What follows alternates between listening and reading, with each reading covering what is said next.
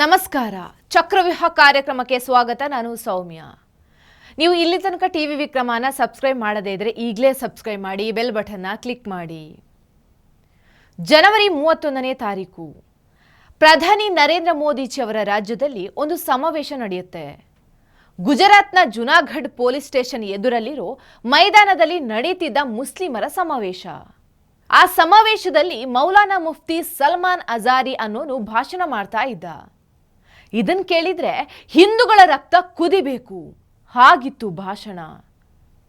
ಇವತ್ತು ನಾಯಿಗಳ ಸಮಯ, ಇವತ್ತು ಕಾಫಿರರ ಸಮಯ, ನಮ್ಮ ಸಮಯವೂ ಬರುತ್ತೆ. कुछ देर की खामोशी है, फिर शोर आएगा. आज कुत्तों का वक्त है, कल हमारा दौर आएगा. ಈ ಮೌಲಾನಾ ಸಲ್ಮಾನ್ ಅಜಾರಿ ಮೂಲತಃ ಮುಂಬೈನವನು. ಗುಜರಾತ್ಗೆ ಬಂದು ಅಲ್ಲಿ ಹೀಗೆ ಬೆಂಕಿ ಹಚ್ಚುವ ಭಾಷಣ ಮಾಡಿ ವಾಪಸ್ ಮತ್ತೆ ಮುಂಬೈಗೆ ಹೋಗಿದ್ದ. ನಂತರ ಇದು ಸೋಷಿಯಲ್ ಮೀಡಿಯಾದಲ್ಲಿ ಮೌಲಾನನ ಭಾಷಣ ಸಿಕ್ಕಾಪಟ್ಟೆ ವೈರಲ್ ಆಗುತ್ತೆ. ಗುಜರಾತ್ನಲ್ಲಿ ಕೋಮುದ್ವೇಷನ ಭಾಷಣ ಮಾಡಿದ್ದಕ್ಕಾಗಿ ಕೇಸ್ ಕೂಡ ಫೈಲ್ ಆಗುತ್ತೆ. ಗುಜರಾತ್ ಪೊಲೀಸರು ಈತನನ್ನ ಹುಡ್ಕೊಂಡು ಮುಂಬೈಗೆ ಹೋಗ್ತಾರೆ. ಮುಂಬೈ ಪೊಲೀಸರ ಸಹಾಯದಿಂದ ಮನೆಗೆ ನುಗ್ಗಿ ಎತ್ತಾಕೊಂಡು ಬಂದಿದ್ದಾರೆ. ಈ ಮೌಲಾನನ ಅರೆಸ್ಟ್ ಒಂಥರ ಸಿನಿಮಾ ಸೀನ್ ಹಂಗೆ ಇತ್ತು. 30-40 ಪೊಲೀಸರು ಮಫ್ತಿಯಲ್ಲಿ ಆತನ ಮನೆಗೆ ಹೋಗ್ತಾರೆ. ATS ಆತನ ಮನೆ ಹುಡುಕೋದಕ್ಕೆ ಸಹಾಯ ಮಾಡುತ್ತೆ. ಮೌಲಾನನ ಮನೆ ಹುಡ್ಕೊಂಡು ಹೋಗಿ ಭಾಯಿ ಇದ್ದಾರ ಅಂತ ಕೇಳ್ತಾರೆ.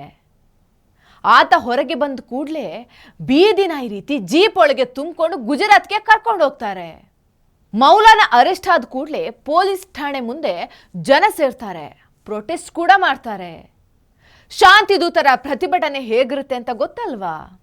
ಸುಮಾರು 500 ಜನ ಸೇರಿ ಒಂದು ದೊಡ್ಡ ಗಲಭೆ ನಡೆಯೋದು ಬಾಕಿ ಇತ್ತು. ಅಷ್ಟರಲ್ಲಿ ಪೊಲೀಸರು ಲಾಠಿ ಚಾರ್ಜ್ ಮಾಡಿ ಓಡಿಸ್ತಾರೆ. ಮುಫ್ತಿ ಸಲ್ಮಾನ್ ಅಜಾರಿ ಈತನ ಮೇಲೆ ಸೆಕ್ಷನ್ 153 ಮತ್ತು 505 ಕೋಮುದ್ವೇಷದ ಹಾಗೂ ಪ್ರಚೋದನಕಾರಿ ಭಾಷಣದ ಆರೋಪದಡಿ ಕೇಸ್ ದಾಖಲಾಗತ್ತೆ. ಮಜಾ ಏನಂದ್ರೆ ಅರೆಸ್ಟ್ ಆಗೋ ಮುಂಚೆ ಸಿಂಹ ಅನ್ನೋ ಲೆವೆಲ್ಗೆ ಭಾಷಣ ಮಾಡ್ತಾ ಇದ್ದವನು ಒಂದು ರಾತ್ರಿ ಪೊಲೀಸ್ ಠಾಣೆಯಲ್ಲಿ ಕಳೆದ ಬೆಳಗಾಗೋ ಹೊತ್ತಿಗೆ ಕಂಪ್ಲೀಟ್ ಚೇಂಜ್. ಹಾಗೆ ಗುಜರಾತ್ ಪೊಲೀಸರು ಆತನನ್ನ ಬದಲಾಯಿಸ್ಬಿಟ್ರು. ಮೊದಲು ಕಾಫಿರ್ ಸಮಯ, ನಮಗೂ ಟೈಮ್ ಬರುತ್ತೆ, ಸುನಾಮಿ ಬರುತ್ತೆ ಅಂತಿದ್ದವನು ಈಗ ಶಾಂತಿಯಿಂದ ಇರಿ, ಪ್ರತಿಭಟನೆ ಮಾಡಬೇಡಿ, ನಾನು ಕ್ರಿಮಿನಲ್ ಕೇಸ್ನಲ್ಲಿ ಬಂದಿಯಾಗಿಲ್ಲ, ನಾನು ವಿಚಾರಣೆಗೆ ಕೋಆಪರೇಟ್ ಮಾಡ್ತೀನಿ, ನಾನು ಅರೆಸ್ಟ್ ಆದ್ರೆ ನಾನು ಅದಕ್ಕೆ ಬದ್ಧನಾಗಿದ್ದೇನೆ. जोश में कभी होश न खोना चाहिए. हम भी उनका कोऑपरेट कर रहे हैं, आपको भी करना चाहिए. मेरे हक में गिरफ्तारी है तो मैं उसके लिए भी तैयार हूं. ಅಬ್ಬಬ್ಬ, ಅದೇನ್ ಪವಾಡ ನಡೀತೋ ಒಂದು ರಾತ್ರಿಲಿ. ಪೊಲೀಸರು ಏನ್ ಚಮತ್ಕಾರ ಮಾಡಿದ್ರು. ಇನ್ನು ಪ್ರೋಗ್ರಾಂ ಆರ್ಗನೈಸ್ ಮಾಡಿದವರನ್ನು ಕೂಡ ಪೊಲೀಸರು ಅರೆಸ್ಟ್ ಮಾಡ್ತಾರೆ. ಮಹಮ್ಮದ್ ಯೂಸುಫ್ ಮಾಲಕ್, ಹಸೀಮಾ ಹಬೀಬ್, ಒದೈದೆರಾ ಇನ್ನು ಒಬ್ಬನನ್ನ ಹುಡುಕ್ತಾ ಇದ್ದಾರೆ. ಸದ್ಯದಲ್ಲೇ ಒಳಗೆ ಹಾಕ್ತಾರೆ. ಸಮಾಜದಲ್ಲಿ ಬೆಂಕಿ ಹಚ್ಚಿ ಅದರ ಮೇಲೆ ತುಪ್ಪ ಸುರಿಯೋದು ಇಂಥ ಮುಸ್ಲಿಂ ಮುಖಂಡರು. 12-20 ವರ್ಷದ ಹುಡುಗರು ಇಂಥ ಭಾಷಣ ಕೇಳಿದರೆ ಏನಾಗಬಹುದು? ಅದರ ಪರಿಣಾಮ ಏನು ಅನ್ನೋದು ಸ್ವಲ್ಪ ವಿವೇಚನೆಯೂ ಇಲ್ಲ. ಅಬ್ದುಲ್ ಕಲಾಂ, ನಿಸರ್ ಅಹಮದ್ ಇವರಂತೆ ಆಗುವಂತ ಹೇಳ್ಕೊಡೋದು ಬಿಟ್ಟು ಇವತ್ತು ನಾಯಿಗಳ ಸಮಯ, ನಾಳೆ ನಮ್ಮ ಸಮಯ ಅಂತ ಹೇಳ್ಕೊಡ್ತಿದ್ದೀರಾ ಅಂದ್ರೆ ತಲ್ವಾರ್ ಹಿಡ್ಕೊಂಡು ಮುಂದೊಂದು ದಿನ ಅವರು ಬೀದಿಗಿಳಿದು ಸರ್ತಾನ್ಸೆ ಜುದಾ ಅಂತ ಘೋಷಣೆ ಕೂಕೊಂಡು ಹಿಂದೂಗಳ ರಕ್ತ ಹರಿಸಲಿ ಅನ್ನೋದೇ ನಿಮ್ಮ ಉದ್ದೇಶವಾ? ಸಮಾಜದಲ್ಲಿ ಇಂಥ ಘಟನೆ ಆಗಬಾರ್ದು ಅಂತ ಪೊಲೀಸರು ಹಾಗೂ ಹಿಂದೂ ಸಂಘಟನೆಗಳು ಪ್ರಯತ್ನಿಸ್ತಿದೆ. ಅವರಿಗೆ ನಿಮ್ಮ ಕಂಟ್ರೋಲ್ ಮಾಡೋದು ಹೇಗೆ ಅಂತ ಚೆನ್ನಾಗಿ ಗೊತ್ತಿದೆ. ಇದೇ ಗುಜರಾತ್ನಲ್ಲಿ ಇನ್ನೊಂದು ಘಟನೆ ನಡೆಯುತ್ತೆ. ಮದ್ರಾಸ ಮುಂದೆ 2 ಗೋವುಗಳು ಹೋಗ್ತಿದ್ವು. ಆ ಗೋವಿನ ಮೇಲೆ ಆಸಿಡ್ ಹಾಕಿ ವಿಕೃತ ಮೆರೀತಾರೆ. ಅದರಲ್ಲಿ ಒಂದು ಹಸುವಿನ ಸ್ಥಿತಿ ಗಂಭೀರ, ಇನ್ನೊಂದು ಹಸುವನ್ನ ಕಾಪಾಡಲಾಗತ್ತೆ. ಅಲ್ಲ, ಆ ಮೂಕ ಪ್ರಾಣಿಗಳು ನಿಮ್ಗೆ ಅಂಥದ್ದೇನ್ ಮಾಡಿತ್ತು? ಅದನ್ನ ಏನ್ ಸಾಧಿಸಿದ್ರಿ ಅಂತ? ನಿಮಗೆ ಸಿಕ್ಕಿದ್ದಾದ್ರೂ ಏನು?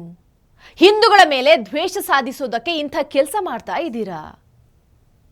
ಆ 5 ರಕ್ಕಸರನ್ನ ಈ ಕೇಸ್ ಸಲುವಾಗಿ ಅರೆಸ್ಟ್ ಮಾಡಲಾಗಿದೆ. ಒಂದು ತಿಳ್ಕೊಳ್ಳಿ, ಎಷ್ಟು ಸಲ ನೀವು ಇಂಥ ಕೆಲಸ ಮಾಡಿದ್ರೂ ಕೂಡ ಅದರಿಂದ ನಷ್ಟ ಆಗೋದು ನಿಮಗೆ. ಇನ್ನು ಸಲ್ಮಾನ್ ಮಾಡಿರುವ ಭಾಷಣದಿಂದ ಕಡಿಮೆ ಅಂದ್ರೂ 15 ಹುಡುಗರ ಮನಸ್ಥಿತಿ ಬದಲಾಗಿರುತ್ತೆ. ಈಗ ಅವರನ್ನ ಏನ್ ಮಾಡ್ತೀರಾ? ಐಸಿಸ್ಗೆ ಸೇರಿಸ್ತೀರಾ? ಅಲ್ ಖೈದಾ ಸೇರಿಸ್ತೀರಾ? ಅಥವಾ ನಿಮ್ಮಂತೆ ಭಾಷಣ ಮಾಡೋದಕ್ಕೆ ಬಿಡ್ತೀರಾ? ಅಥವಾ ಕನ್ನಯ್ಯಲಾಲ್ ಕೊಂದ ಹಾಗೆ ಹತ್ಯೆ ಮಾಡೋದಕ್ಕೆ ಬಿಡ್ತೀರಾ? ಇವರ ಸಮಸ್ಯೆಗೆ ಮುಖ್ಯ ಕಾರಣ ಅಂದ್ರೆ ಮಹಿಳಾ ಸಬಲೀಕರಣದ ಕೊರತೆ. ನಮ್ಮಲ್ಲಿ ತಾಯಿಯೇ ಮೊದಲ ಗುರು ಆಗಿರ್ತಾರೆ. ಮಕ್ಕಳಿಗೆ ಬೇಕು ಬೇಡ, ತಪ್ಪು ಸರಿ ಎಲ್ಲವನ್ನ ನೋಡ್ಕೊಳ್ತಾರೆ. ಮಗ ಹಾದಿ ತಪ್ತಾ ಇದ್ದಾನೆ ಅಂದಾಗ 4 ಬಾರಿಸಿ ತಾಯಿಯಾದವಳು ಬುದ್ಧಿ ಹೇಳ್ತಾರೆ. ಆದ್ರೆ ಇಲ್ಲಿ ಮಹಿಳೆಯರನ್ನ 4 ಗೋಡೆಗಳ ಮಧ್ಯೆ ಬಂಧಿಸಿ ಇರ್ತಾರೆ. ಅದೇ ದೊಡ್ಡ ಸಮಸ್ಯೆ. ಹೆಣ್ಣೊಂದು ಕಲಿತರೆ ಶಾಲೆಯೊಂದು ತೆರೆದಂತೆ. ಆ ಹೆಣ್ಣನ್ನ ಕಲಿಯೋಕೆ ಬಿಡದಿದ್ರೆ ಇನ್ನೇನಾಗತ್ತೆ? ಇಡೀ ಕುಟುಂಬ ಅನಕ್ಷರಸ್ಥ ಆಗತ್ತೆ. ಇದರಿಂದ ಅವರ ಕುಟುಂಬಕ್ಕಷ್ಟೇ ಅಲ್ಲ, ಸಮಾಜ ಹಾಗೂ ದೇಶಕ್ಕೂ ದೊಡ್ಡ ನಷ್ಟ. ಇಂಥವ್ರು ಹೀಗೆ ಮೆರೆಯೋದಕ್ಕೆ ಮುಖ್ಯ ಕಾರಣ ಅಂದ್ರೆ ಅದು ಹಲಾಲ್. ಯೋಗಿಜಿಗೆ ಅದು ಗೊತ್ತಾಗಿ ಯುಪಿಯಲ್ಲಿ ಬ್ಯಾನ್ ಮಾಡಿದ್ದು. ಅರೇಬಿಯಾ ಮುಸ್ಲಿಮರಲ್ಲಿ ಇರೋದು ಪೈಗಂಬರ ರಕ್ತ. ಅವರು ಇಲ್ಲಿಯ ಮುಸ್ಲಿಮರನ್ನ ಅಸ್ಪೃಶ್ಯರಂತೆ ನೋಡ್ತಾರೆ. ಆದರೂ ಇವರಿಗೆ ಅದೇ ಮುಸ್ಲಿಂ ರಾಷ್ಟ್ರಗಳು ಬೇಕು. ಒಂದು ಸಲ ನಿಮ್ಮ DNA ಅನ್ನು ಚೆಕ್ ಮಾಡ್ಕೊಳ್ಳಿ. ನಿಮ್ಮ ಮೂಲ ಇಲ್ಲಿಯದ್ದೇ. ನೀವ್ಯಾರು ಕೂಡ ಅರಬ್ ದೇಶದಿಂದ ಬಂದವರಲ್ಲ. ಯಾವುದೋ ಕಾಲದಲ್ಲಿ ಯಾವುದೋ ಕಾರಣದಿಂದ ಭಯಕ್ಕೋ ಅಥವಾ ಆಸೆಯಿಂದಲೂ ಮತಾಂತರ ಆದವರು. ಹೀಗೆ ಭಾಷಣ ಮಾಡೋ ಮೂಲಕ ನಾವು ಕಟ್ಟರ್ ಮುಸ್ಲಿಮರು ಅಂತ ಪ್ರೂವ್ ಮಾಡೋದಕ್ಕೆ ಹೊರಟಿದ್ದೀರಾ? ಇಸ್ಲಾಂ ಹುಟ್ಟಿದ ಅರಬ್ ದೇಶವೇ ಬದಲಾಗಿದೆ. ಅವರು ಇಸ್ಲಾಮಿಕ್ ಮನಸ್ಥಿತಿಯನ್ನ ಕಿತ್ತು ಹಾಕಿ ಫಾರ್ವರ್ಡ್ ಆಗಿ ಬದುಕ್ತಾ ಇದ್ದಾರೆ. ಅದಕ್ಕೆ ದುಬೈ ಇಷ್ಟು ಮುಂದುವರೆದಿದೆ. ಅದೇ ಕಟ್ಟರ್ ಮುಸ್ಲಿಂ ಅಂತ ಬೊಬ್ಬೆ ಹಾಕುವ ಪಾಕಿಸ್ತಾನದ ಪರಿಸ್ಥಿತಿ ಏನಾಗಿದೆ? ಮುಫ್ತಿ ಸಲ್ಮಾನ್ ಅಜಾರಿ ಅರೆಸ್ಟ್ ಆದಾಗ ಪ್ರತಿಭಟನೆ ಹೆಸರಲ್ಲಿ ಗಲಾಟೆ ಮಾಡಿದ 5 ಜನರ ಕಾಲಿಗೆ ಗುಂಡು ಹೊಡೆದಿದ್ರೆ ಬುದ್ಧಿ ಬರ್ತಿತ್ತು. ಇನ್ನೊಂದ್ಸಲ ಇಂಥ ಸಮಾವೇಶ ಆರ್ಗನೈಸ್ ಮಾಡುವಾಗ ಯೋಚನೆ ಮಾಡ್ತಾ ಇದ್ರು. ಇಂಥವರಿಗೆಲ್ಲ ಯೋಗಿಜಿಯೇ ಕರೆಕ್ಟ್. ಹಾರಾಡಿದ್ರೆ ರೆಕ್ಕೆ ಕಟ್ ಮಾಡಿ ಬಿಸಾಕ್ಬೇಕು. ಆಗ ಉಳಿದವರಿಗೂ ಒಂದು ಭಯ ಇರುತ್ತೆ. ಟಿವಿ ವಿಕ್ರಮ, ದೇಶ ನಿಮ್ಮ ಕೈಯಲ್ಲಿ. ಈ ಕಾರ್ಯಕ್ರಮ ನಿಮಗೆ ಇಷ್ಟ ಆಗಿದ್ದಲ್ಲಿ ಲೈಕ್, ಶೇರ್ ಹಾಗೂ ಕಮೆಂಟ್ ಮಾಡಿ. ಟಿವಿ ವಿಕ್ರಮದ ಕಾರ್ಯಕ್ರಮಗಳನ್ನು ನಿರಂತರವಾಗಿ ವೀಕ್ಷಿಸಲು ಸಬ್ಸ್ಕ್ರೈಬ್ ಮಾಡಿ, ಬೆಲ್ ಐಕನ್ ಒತ್ತಿ.